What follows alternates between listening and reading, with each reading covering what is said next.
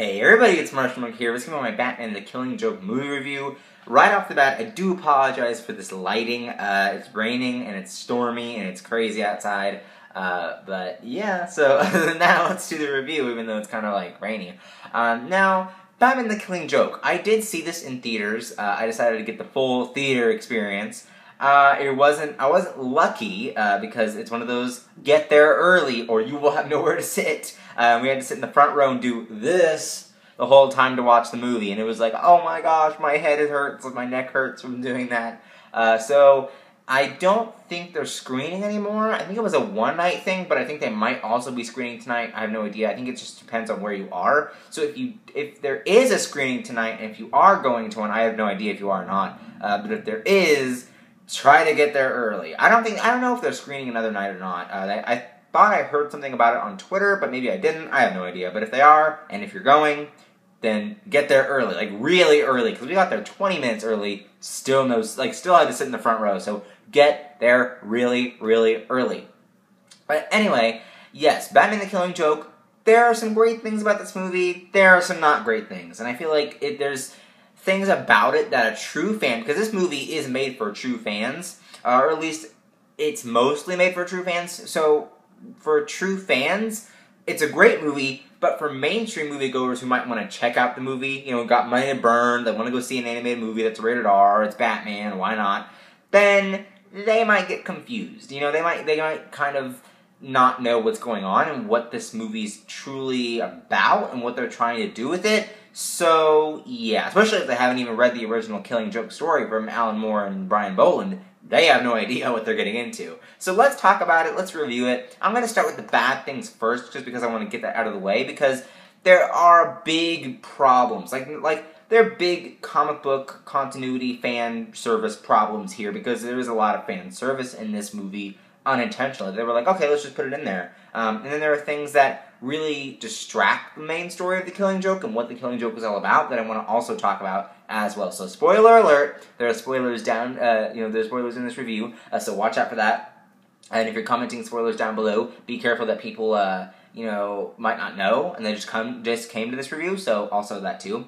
But yeah, so let's get started. So the first thing about this movie that is not it's more fan than moviegoer, the mainstream moviegoer, is Batgirl. And I think that the reason why, if you guys don't know the reason why Batgirl was put in this movie, I think it's the reason I heard about this when they announced the movie, is that obviously comic book readers back then, before The Killing Joke was released, had already read about Barbara Gordon, so they already knew that she was Batgirl, they already knew about, what she had been through as Batgirl, so when they got to Barbara Gordon getting shot in The Killing Joke, they already knew who Barbara Gordon was. Well, some people might not know who Barbara Gordon was, and might not know why she was shot and affected that way to become Oracle, and who she was before then, so they wanted to put Batgirl in the movie. So they put a big portion of Batgirl in the movie, so that people could know what Barbara had been through as Batgirl, and then have a bigger shock to mainstream moviegoers just leading up to Barbara Gordon. And it's like, oh, that's why, that's why you're,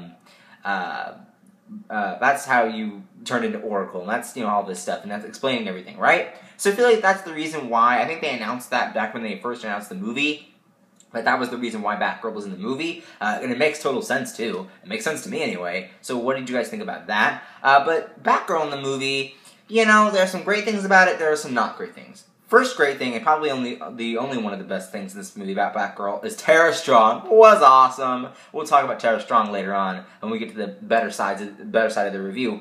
Tara Strong was amazing, but one of the bad things about this is that there's so much Batgirl. I mean, this is like this isn't Joker's story anymore, and originally The Killing Joke is a very huge Joker storyline. One of the biggest Joker storylines of all time, yet it's more of a Batgirl movie. And I want a Batgirl movie, and probably many of you want a Batgirl movie, but this isn't supposed to be a Batgirl storyline. It's literally called Batman the Killing Joke. It's got part of the Joker's name in it, and it's got Batman.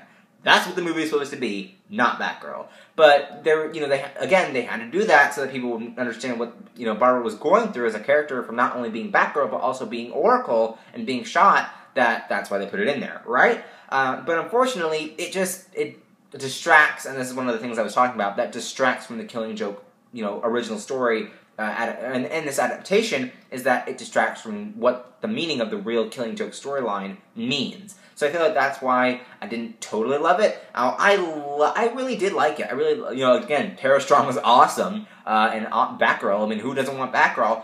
But they also kind of changed the character around too. And I think that this is I can't remember his name. Brian, and I can't remember his last name. I think it's kind of hard to pronounce. Brian's, I can't remember his name. The director of the movie, you guys probably know this. He's also a comic book writer. The director of the movie, Brian, I can't remember his last name. But I think that Bruce Timm not only has played seeds, he's planted seeds in the animated series about Barbara and Bruce always having a relationship.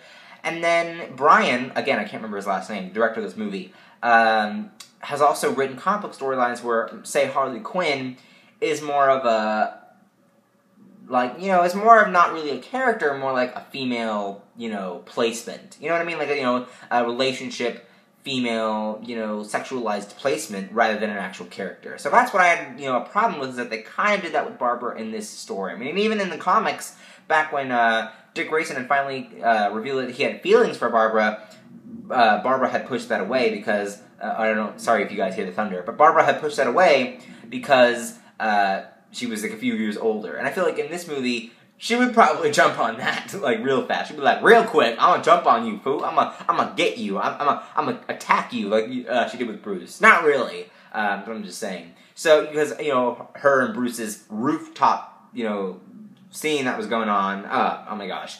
It was kind of awkward to me, and also her friend at the library, whenever they had gossiped about her relationships, the yoga teacher, the yoga instructor and all of these things, and then she jumped on, Bruce, on the Bruce train on the rooftop, and then it even sat on the water tower near the docks and had that whole thing, should I call him? Maybe not, I don't know, it was kind of awkward, and it's like, it's not really Batgirl-like, you know what I mean? Like, it's not really the true Batgirl character that we all fell in love with, and it's really more of a sexualized placement rather than an actual character. I mean, she does have character stuff to her, too, like the whole thing with Paris France. Oh, that was hilarious. In the movie with her, that arc throughout the movie. And she does have some stuff with, obviously her getting shot, like in the original story. So those are things that make her a character, but it's mostly about her romantic, thing with Bruce that's going on, and also with her friend at the library. So it feels like that they're kind of trying too hard, and then it makes it more of a Batgirl story, and kind of sidelines Joker, which is supposed to be the main character of this storyline. So,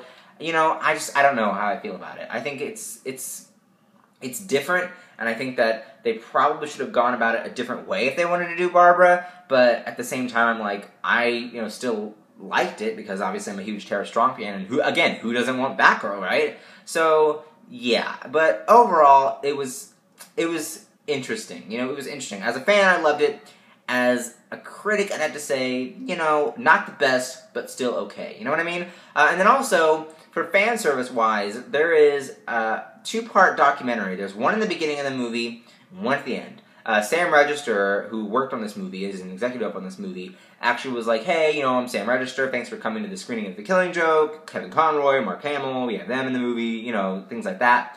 And then they did this whole Mark Hamill documentary about, well, it's kind of a mini documentary about him with Star Wars and how he got the role of the Joker, and, talking about other people that have voiced the Joker, and about the Arkham games, and now about The Killing Joke. So they did that, and at one point I'm like, oh, I'm a huge Mark Hamill fan, let's see what you got, I want more of that. But as a critical, someone who considers themselves critic-wise and wants to care about mainstream moviegoers, and, something like that, I'm like, they could have done without this and would have made the movie and kind of maybe, I guess, what am I trying to, stretch out the movie, that's what I say, stretch out the movie longer, because they didn't do a pretty good job of making the runtime long. Because without the documentary, without the two halves of the documentary, and without the whole Sam Register intro, it's about 77 minutes, so it's like, yeah, but it could have been longer because they had actually cut parts out of the original story, and shortened parts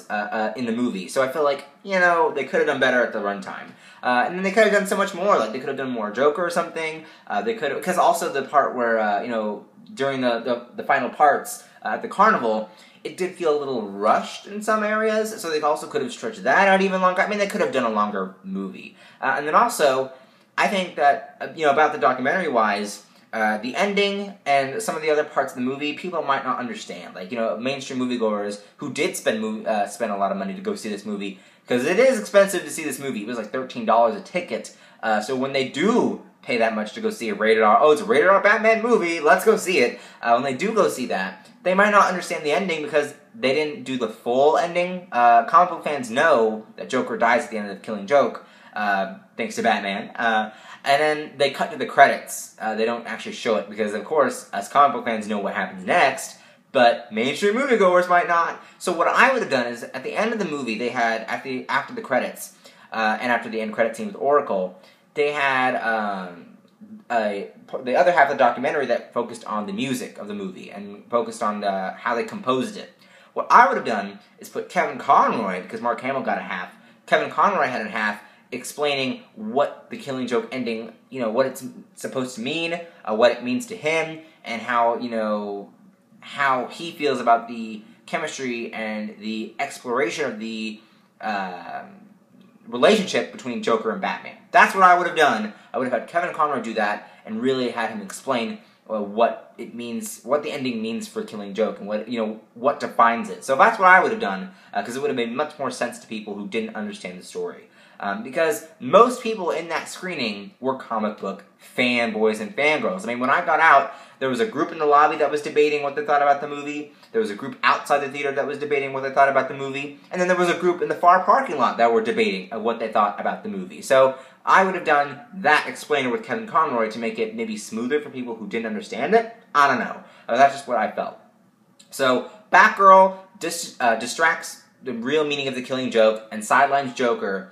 And then the relationship stuff between Batgirl, Bruce, and, her friend at the library talking about it, all that stuff also distracts. So that's what I would have sidelined some of those, maybe cut down some of that, included more of the Joker, because Joker really gets sidelined as a, side story character. And that's not supposed to happen because it's his movie, right? So that's just what I had to say about that. Now let's talk about the great stuff about this movie. Tara Strong, Kevin Conroy, Mark Hamill, fantastic. I mean, I loved them in this movie. They were so good. So let's talk about Kevin Conroy. Kevin Conroy, even though I thought that he was really great, as always, I feel like both Kevin Conroy and Warner Bros. Animation, whenever they hire him, really feels, I think they both feel comfortable with what Kevin has done with the Batman, with his Batman portrayals, that they don't give him anything challenging anymore, and they don't make it to where every time you see him in an animated movie, he just goes up next level. Like, I feel like in this movie, he was just standard as he always has been for the past few years as Batman. I mean, maybe not in the Arkham games, but like maybe in the, I don't know, everything else he's been in. I think he was in another animated movie. He was in Assault on Arkham as well. That's another one. And then I think he wasn't in Under the, I don't think he was in Under the Red Hood. Maybe he was, I have no idea, I can't remember for sure. But some of those, like Assault on Arkham, all that, those animated movies that he's been in, he just does the same thing. Like, there's nothing wowing me. There's nothing wowing anybody, really. And I think that next time they hire him, which will probably be for the Batman Harley Quinn animated movie, I feel like they should give him something more challenging and something to hype everybody up and something to say. For me, coming out of the theater and saying, wow, I didn't know Kevin Conroy had that in him. We've never seen that before. That's what I want his Batman to do, and it didn't do it for me in this movie. But still great, obviously, because he's Kevin Conroy. But I would have wanted that top-notch, top-level stuff, right? Mark Hamill, he's so good. I love his song, his song performance in the movie. I love his Killing Joke, lines that he says in the movie. I love his pre-Joker, obviously, Killing Joke is also an origin story for the Joker, so I loved when he did that. I just loved everything Mark Hamill in this movie, and he did really good throughout the movie. And again, I wish he wasn't sidelined as much by Batgirl, because we could have got more of that and less of Batgirl's, feelings towards Bruce and all that. So that's what I think about Mark Hamill. Just, so good. So good. And of course, Tara Strong, great. Tara Strong does a great job as well. She's on point with Batgirl. I want to see her as Batgirl more. Maybe they'll do another movie where they have Batgirl where Tara Strong can come back. She just does fantastic every time. I mean, she's so good all the time, and she's such a great voice actress, and I couldn't cast anyone better to do Batgirl, right? So that's what I thought about the cast, and that's what I thought about the overall story. So as a fan, I would probably give this maybe an 8.5, maybe 9. But as a reviewer, I'd probably give it a 7.5 because there were, again, things that didn't work in terms of mainstream movie-going experiences. Although this is like a 1 or 2 night showing, so it's not that big of a deal. But, you know, people who even buy this and watch it at home for a good amount of money may not understand it as well. So what do you guys think? Do you guys agree with my 7.5 rating for Batman the Killing Joke? Comment down below. Links are there to my other movie reviews, links are there to my Twitter, Instagram, Vine, vlog channel, and gaming channel. Don't forget to like and favorite this video. Don't forget to subscribe, and I will see you guys later. Bye-bye.